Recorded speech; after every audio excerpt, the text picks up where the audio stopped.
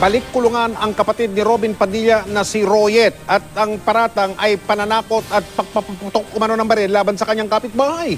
Pero ang buwelta ni Padilla, paninira lang ang bintang, bunsod daw yon ng inggit sa kanya. Nakatutok si Marie Zumali. Eksklusibo.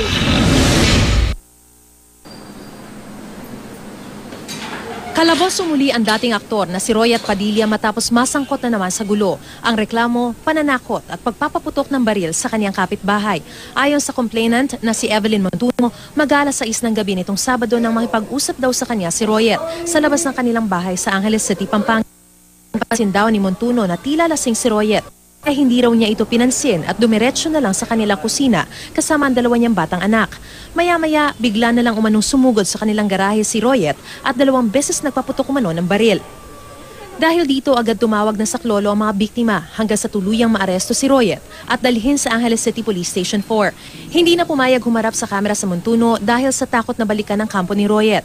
Hindi raw ito ang unang pagkakataong nagpaputok ng baril si Royet. Pero sa panayam ko kay Royet, mariin niyang itinanggi ang paratang ni Montuno. May mas malalim pa raw na dahilan kung bakit siya dinidiin at sinisiraan umano ng kapitbahay. Walang katotohanan lahat yun.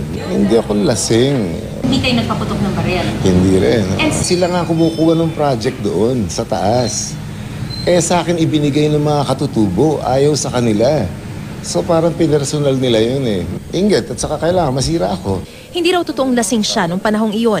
Kwento niya, siyang ninanakawan ng kapitbahay. Talagang ninanakawan akong pwersahan doon sa bahay. Nung mga kapitbahay niyo? Sila lang naman ang katabi namin doon eh. Masama rin daw ang loob niya dahil tila hindi ginalang ang kanyang karapatan nung siya'y inaresto. Pinwersa, sabi ko, ba't niyo ako kailangan pusasan sa likod? Una. Pangalawa, pwede niyo naman ako imbitahin ng mahusay. Yung hinihingi kong karapatan ko na magkaroon ng abogado, hindi rin binigay sa akin kagad. At tagal muna ako dyan. Lagpas na ng 3 hours for arbitrary detention. Tapos, maliban pa doon, nakakilala rin ako na diplomatic ko for the US. So may immunity ako. Tapos ayaw naman nila ako escortan para dalhin yung papeles ko. Sa isang text message, sinabi ni Montuno na handa niyang iurong ang kaso para sa kapayapaan basta't may kasulatang aalis si Royet sa kanilang subdivision.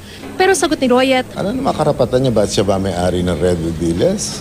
naharap si Royet sa reklamong grave threat at paglabag sa Republic Act 7610, Special Protection of Children Against Abuse, Exploitation and Discrimination Act. Inaasikaso na ng kampo ni Royet ang kanyang piyansa. Nakatakda rin siya magsampa ng counter-charges laban kay Montuno.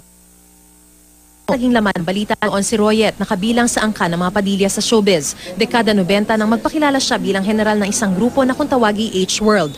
2011 nang makulong si Royet matapos si reklamong nanakit sa kanyang asawa sa isang bar sa Clark Freeport Zone. Mula rito sa Angeles City, Pampanga, Marie Zumali, nakatutok 24 oras.